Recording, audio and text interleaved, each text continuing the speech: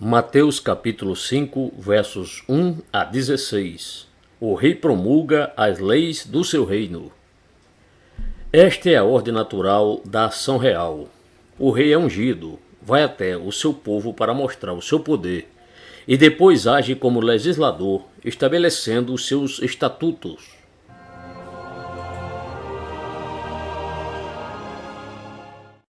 Verso 1. E Jesus, vendo a multidão, subiu ao monte e, assentando-se, aproximaram-se dele os seus discípulos. Buscando um lugar afastado, a fresco e espaço amplo, o rei subiu ao monte. Era adequado que tão elevada ética fosse ensinada a partir de um monte. O monte era mais adequado para seus ensinamentos verdadeiros do que um púlpito de mármore teria sido. Aqueles que desejam segui-lo como discípulos estavam bem próximos de onde o rabi estava sentado, ocupando o trono da instrução entre eles, e ao derredor as multidões estavam reunidas para ouvi-lo.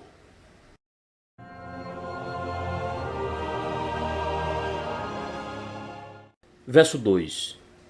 E abrindo a sua boca, os ensinava, dizendo: mesmo quando sua boca estava fechada, ele estava ensinando através de sua vida. Ainda assim, ele não reteve o testemunho de seus lábios. Homens honestos, quando se dirigem aos seus companheiros, não cochicham nem titubeiam, mas falam claramente, abrindo suas bocas. Quando Jesus abre a sua boca, nós devemos abrir os nossos ouvidos e corações.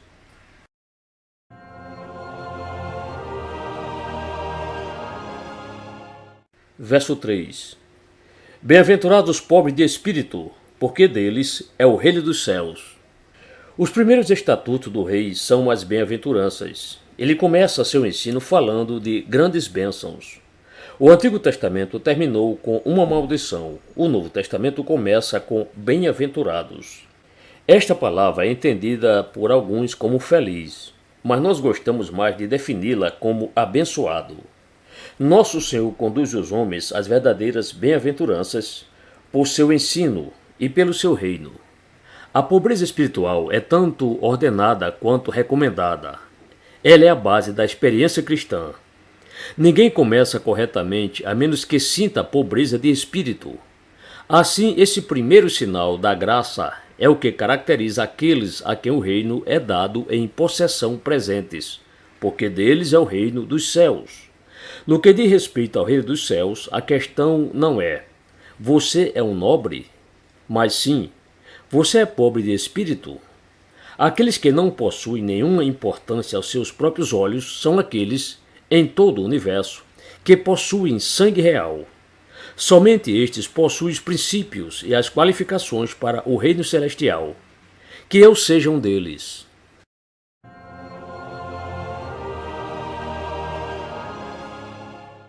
Verso 4. Bem-aventurados que choram, porque eles serão consolados. Estes parecem piores do que aqueles meramente pobres de espírito, porque eles choram. Eles estão em um nível superior, embora pareçam estar em um nível inferior. A maneira de subir ao reino é descer em nós mesmos. Esses homens se afligem pelo pecado e são tentados pelos males deste tempo. Mas um futuro de descanso e alegria está preparado para eles. Aqueles que sorriem se lamentarão, mas aqueles que estão tristes cantarão. Que grande bênção é a tristeza, uma vez que ela dá espaço para o Senhor nos consolar. Nossas dores são abençoadas, pois elas são os nossos pontos de contato com o Consolador Divino. A bem-aventurança parece ser um paradoxo, mas é verdadeira, e alguns de nós sabemos disso muito bem. Nossos tempos de choro nos trouxeram mais consolo do que nossos dias de alegria.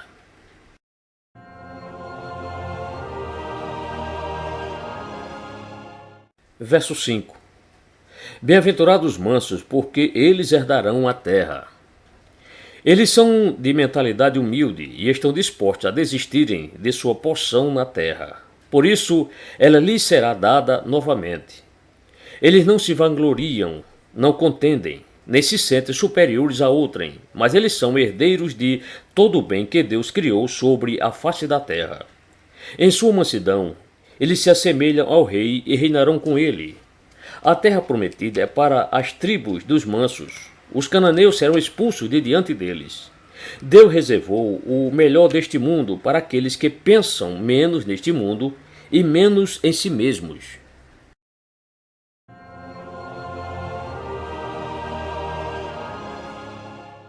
Verso 6.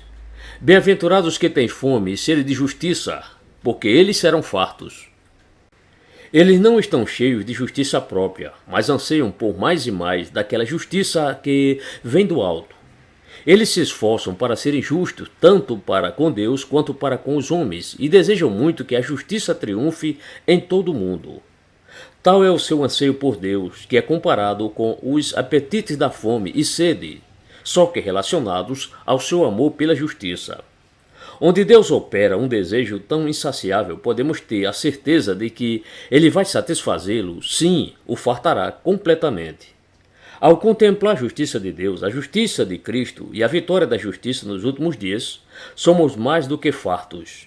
No mundo vindouro, a satisfação dos desejos do homem será completa, pois nada aqui abaixo pode fartar uma alma imortal. E uma vez que está escrito, eles serão fartos, nós olhamos para a frente com alegre confiança, para um céu de santidade, onde seremos eternamente satisfeitos.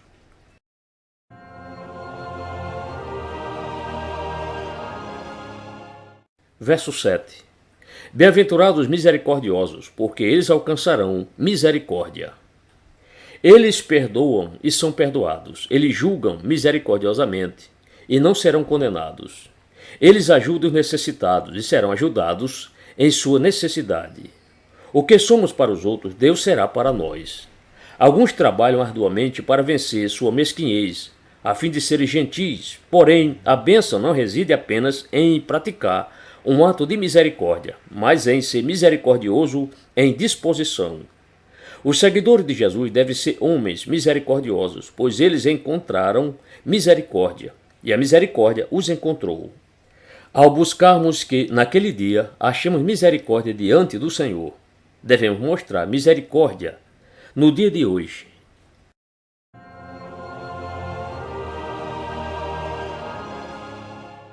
Verso 8. Bem-aventurados limpos de coração, porque eles verão a Deus. Corações sujos obscurecem nossos olhos para que não vejamos a Deus. Para que limpemos nossos olhos, devemos purificar nosso coração. Somente a pureza tem qualquer entendimento em relação a Deus e qualquer visão verdadeira dele. É uma grande recompensa ser capaz de ver a Deus e, por outro lado, ter uma verdadeira visão daquele que é 3 vezes santo e é de grande auxílio na busca por pureza de coração. Não há corações puros no planeta, a menos que o Senhor os tenha feito assim.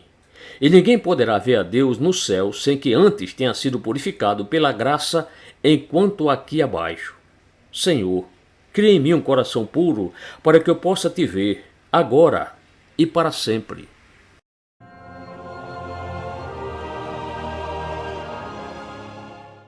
Verso 9. Bem-aventurados os pacificadores, porque eles serão chamados filhos de Deus. Eles não são apenas passivamente pacíficos, como os mansos, que mantêm a paz. Eles são ativamente pacíficos, pois se esforçam para acabar com guerras e contendas e assim fazer a paz. Estes não são apenas os filhos do Deus que ama a paz, mas também serão assim chamados, pois os homens são afetados por sua semelhança com seu Pai. Nisso a nossa filiação é conhecida a nós mesmos e aos outros. Homens pacíficos são os filhos do Deus de paz e as bênçãos de seu Pai repousam sobre eles. Esta 7ª bem-aventurança é muito simples e gloriosa. Vamos empregar todo o nosso esforço para obtê-la. Nunca sejamos contenciosos, antes cada vez mais pacificadores. No entanto, não devemos clamar paz, paz, quando não há paz. O versículo anterior fala de pureza e este de paz. Primeiramente puros, depois pacíficos. Essa é a ordem de Deus e deve ser a nossa.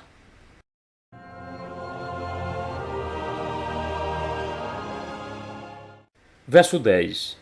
Bem-aventurados que sofrem perseguição por causa da justiça, porque deles é o reino dos céus. Esta é a bênção peculiar dos eleitos de Deus e encabeça a lista de honra. A única homenagem que a maldade pode prestar à justiça é persegui-la.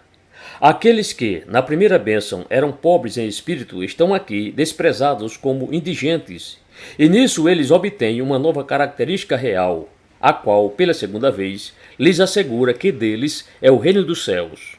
Sim, a eles pertence o reino agora. É deles em possessão agora mesmo, não por causa de alguma falha pessoal, mas simplesmente devido ao seu caráter piedoso. Aqueles que, como Daniel, pertencem ao Senhor são odiados, porém, eles são bem-aventurados por aquilo que parece ser uma maldição. Ismael zomba de Isaque. Contudo, Isaque possui a herança e Ismael é expulso. É um dom de Deus quando ele permite que alguém sofra por seu nome. Assim, podemos ser ajudados a nos alegrarmos na cruz de Cristo, quando somos honrados ao sermos insultados por amor do seu nome.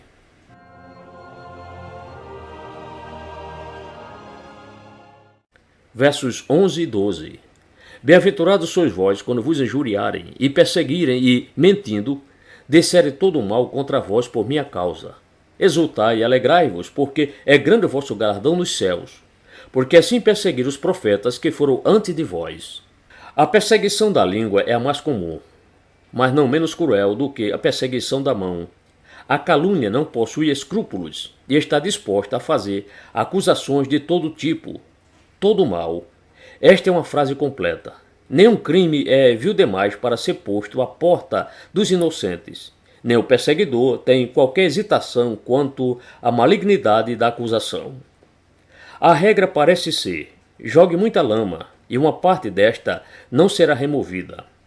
Quando sob essas gravíssimas provações, os bons homens devem ser mais do que ordinariamente felizes, porque assim eles são elevados ao nível dos profetas, os quais eram açoitados com uma tremenda fúria pelas tempestades de falsidades. Assim perseguiram os profetas. Esta é a herança dos mensageiros do Senhor. Eles mataram um e apedrejaram outro. A honra de sofrer com os profetas por causa do Senhor é tão grande que ela pode muito bem nos reconciliar com tudo o que isso envolve. Há uma sucessão inquisitorial dos perseguidores, porque assim perseguiram os profetas que foram antes de vós, e há uma sucessão profética dos santos, ordenados para glorificar o Senhor, mesmo em meio às chamas. É o nosso elevado privilégio pertencer a essa sucessão, e estamos felizes porque isso é assim. Nossa alegria e felicidade ultrapassam todos os limites normais quando somos honrados com a condecoração da cruz de ferro e do colar de Esses, ou difamação furiosa.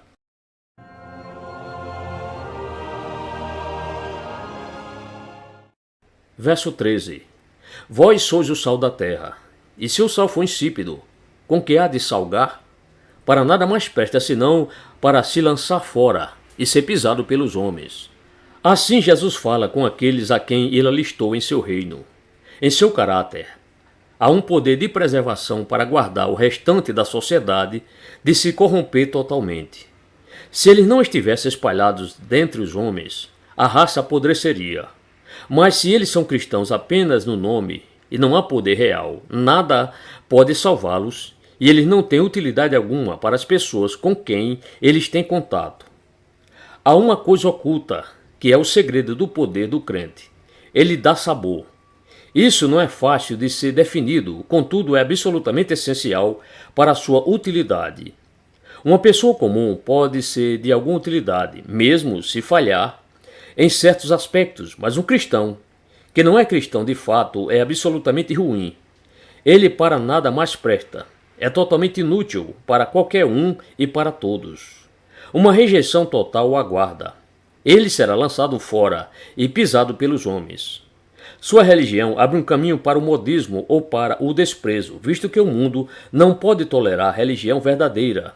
Em ambos os casos, ele não serve para preservar, pois nem sequer preserva a si mesmo do desprezo. Com isso ensina a necessidade da perseverança final, pois se o sabor da graça divina pudesse ser completamente retirado de um homem, este jamais poderia ser restaurado. Quanto a isso, o texto é muito claro e positivo. Quão absurdamente antibíblico é supor que um homem tenha nascido de novo e ainda assim possa perder a vida divina e depois a recuperar novamente. A regeneração não pode falhar. Se assim fosse, o homem perderia a esperança para sempre. Ele não poderia nascer de novo, e de novo, e de novo. O seu caso estaria além do alcance da misericórdia. Mas quem está sem esperança? Há alguém a quem seja impossível restaurar? Se assim for, alguns podem ter caído completamente da graça, mas não poderão cair novamente. Aqueles que falam de todos os homens como estando dentro do alcance da graça não podem, bíblica ou logicamente, acreditar em apostasia total, uma vez que é impossível que os que recaíram sejam outra vez renovados para arrependimento. Isso se eles houverem apostatado. A grande lição é que, se a graça somente não conseguir salvar um homem, nada mais pode ser feito por ele. Se o sal for insípido, com que se há de salgar? Você pode salgar a carne, mas você não pode salgar o sal. Assim, se a graça falhar, tudo falha. Gracioso mestre, não permitas que eu prove qualquer experiência do quão longe eu posso ir sem perder o meu sabor, mas sempre me mantém cheio de graça e de verdade.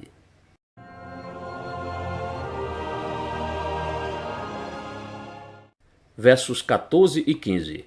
Vós sois a luz do mundo. Não se pode esconder uma cidade edificada sobre um monte, nem se acende a candeia e se coloca debaixo do alqueire, mas no velador, e dá luz a todos que estão na casa. Nós devemos remover a escuridão da ignorância, do pecado e tristeza. Cristo nos iluminou para que pudéssemos iluminar o mundo.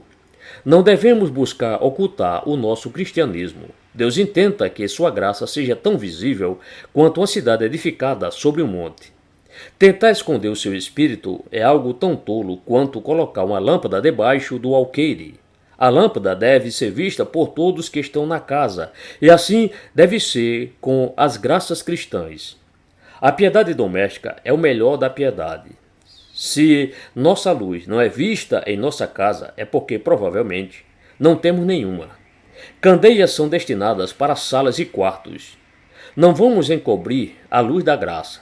Na verdade, nós não podemos nos esconder, uma vez que o Senhor nos edificou sobre a colina de seu amor.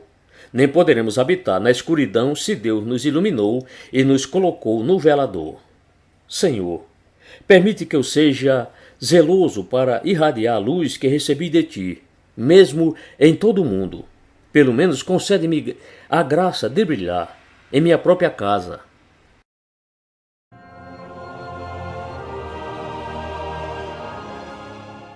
Verso 16. Assim resplandeça a vossa luz diante dos homens, para que vejam as vossas boas obras e glorifique a vosso Pai que está nos céus. A luz é nossa, mas a glorificação é para o nosso Pai que está nos céus.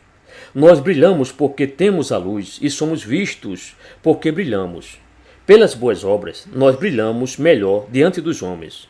O verdadeiro brilho é silencioso, contudo é tão útil que os homens, que são muito frequentemente maus juízes, são obrigados a bendizer a Deus pelo bem que eles recebem através da luz que ele acendeu.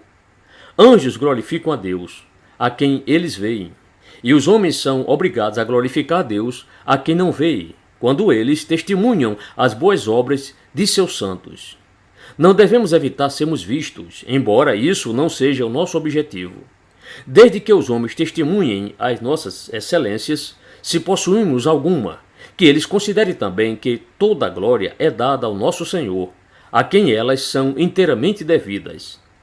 Não a nós, mas ao teu nome, ó Senhor, seja o louvor.